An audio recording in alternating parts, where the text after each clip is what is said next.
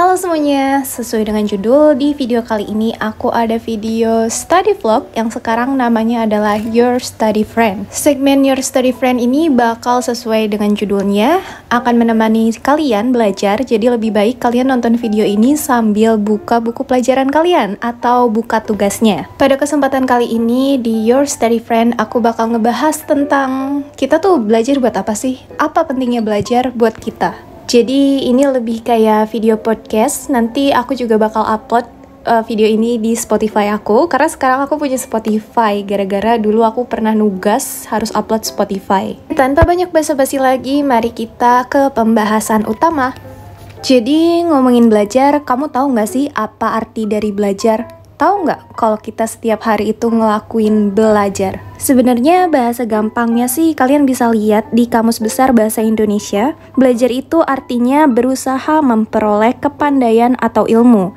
Dan KBBI juga ngejelasin kalau belajar adalah berubah tingkah laku atau tanggapan yang disebabkan oleh pengalaman. Kalau dari aku sendiri, belajar itu menurutku adalah proses di mana kita mendapatkan sesuatu dengan cara melihat atau berpikir yang nanti ujung-ujungnya itu menghasilkan suatu produk. Produknya itu entah perubahan perilaku, perubahan sifat, perubahan cara pandang, cara pikir, itu namanya belajar. Tapi pada video kali ini aku bakal ngerucutin topik pembahasan kita tentang belajar, di mana aku bakal membahas tentang belajar di lingkup akademik, baik sekolah maupun kehidupan kuliah.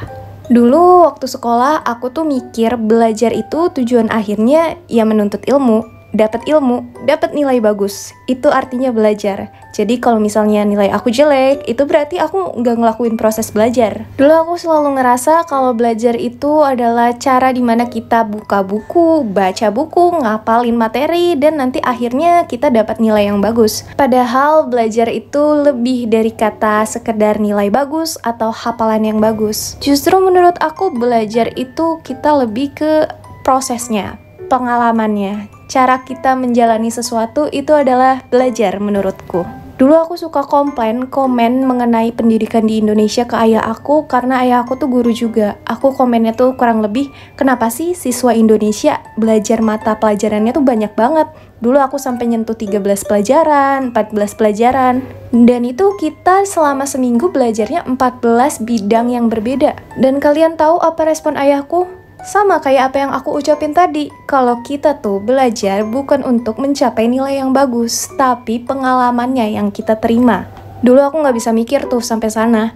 Jadi kalau misalnya nilai aku jelek, aku sedih, aku drop, tapi ujung-ujungnya aku bangkit lagi, ngejar lagi nilainya biar naik. Terus perasaan kecewa di mana aku nggak ikutan nyontek, padahal teman-teman lain nyontek, dan nilai aku juga ujung-ujungnya jelek karena nggak nyontek.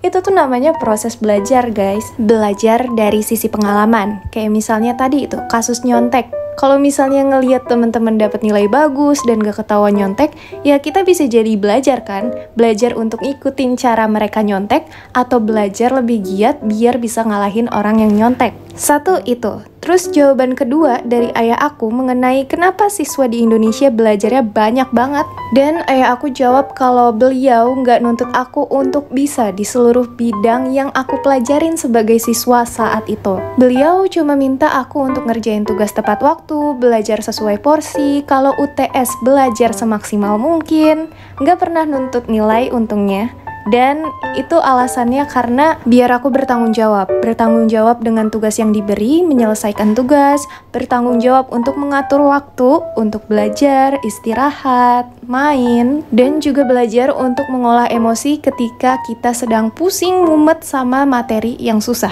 Hal-hal ini adalah proses belajar di mana hasil akhir atau produknya adalah membuat kita memiliki pribadi atau pemikiran yang lebih bijaksana. Bijaksana dalam artian kita tuh bisa lebih legowo dalam hal menerima kenyataan yang gak sesuai sama keinginan.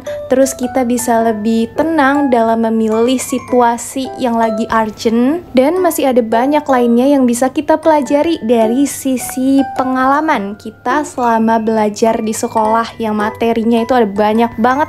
Aku tahu kalian juga pasti pernah punya pemikiran kayak aku, dimana kenapa sih kita belajar banyak banget pelajarannya.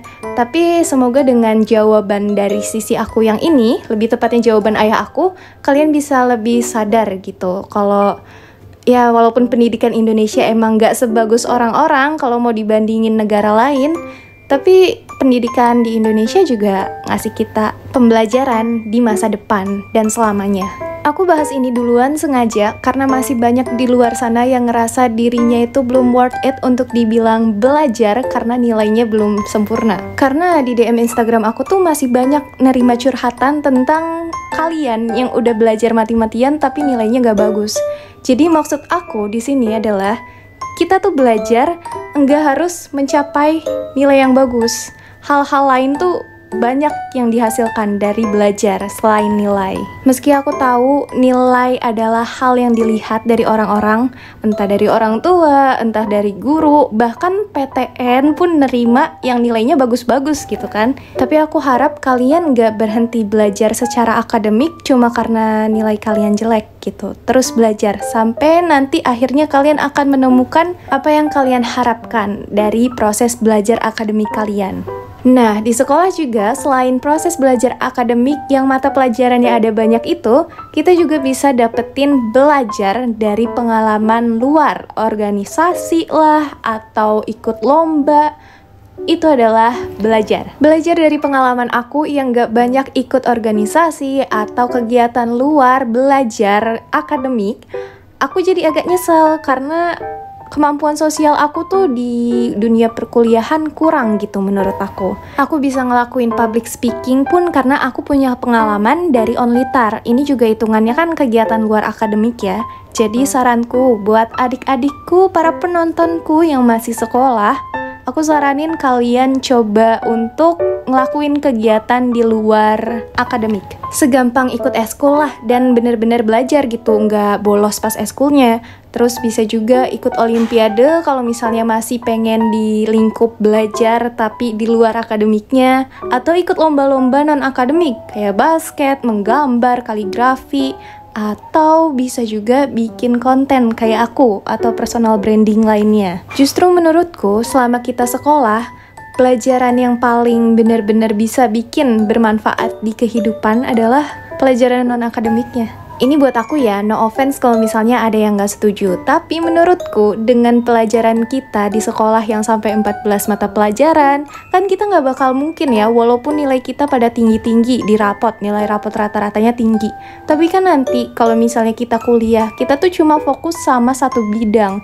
Dan nilai tinggi-tinggi yang kemarin-kemarin tuh, ujung-ujungnya lupa juga karena kita cuma fokus di satu bidang. Sedangkan untuk pelajaran non-akademik kayak misalnya ikut lomba, ikut debat, itu kan kita belajar ngomong, belajar ngolah emosi biar kita nggak kelihatan panik. Terus muncul juga jiwa kompetitifnya.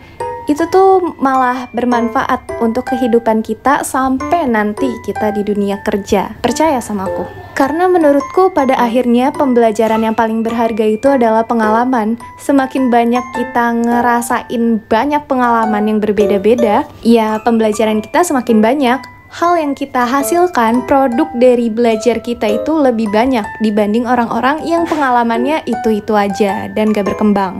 Oleh karena itu menurutku untuk anak remaja seperti kita yang masih sekolah, masih kuliah, lebih baik keluar dari zona nyaman dan ngerasain hal-hal baru yang emang awalnya gak nyaman biar dapat lebih banyak pengalaman dan hasil yang lebih banyak dari pembelajaran pengalaman tersebut. Jadi maksud dari topik tentang tujuan kita belajar tuh apa?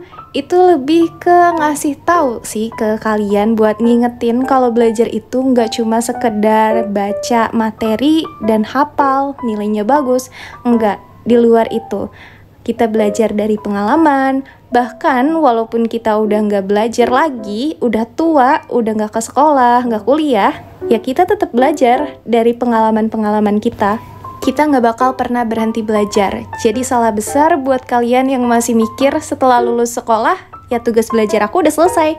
No, malah makin banyak pelajaran yang akan kalian alami setelah lulus. Dan ternyata aku udah selesai nyatet ulang catatannya. Ternyata tidak estetik hasilnya, aku udah lupa. aku udah keburu KO. Di sini aku tambahin highlight yang penting-pentingnya. Dan walaupun video ini singkat, kalian harus tahu aku bakal pamer kalau aku dapat 8 halaman untuk mencatat dari hasil video singkat ini. Dan ya, ini saatnya aku bersih-bersih dan pertanda kalau video ini akan segera berakhir.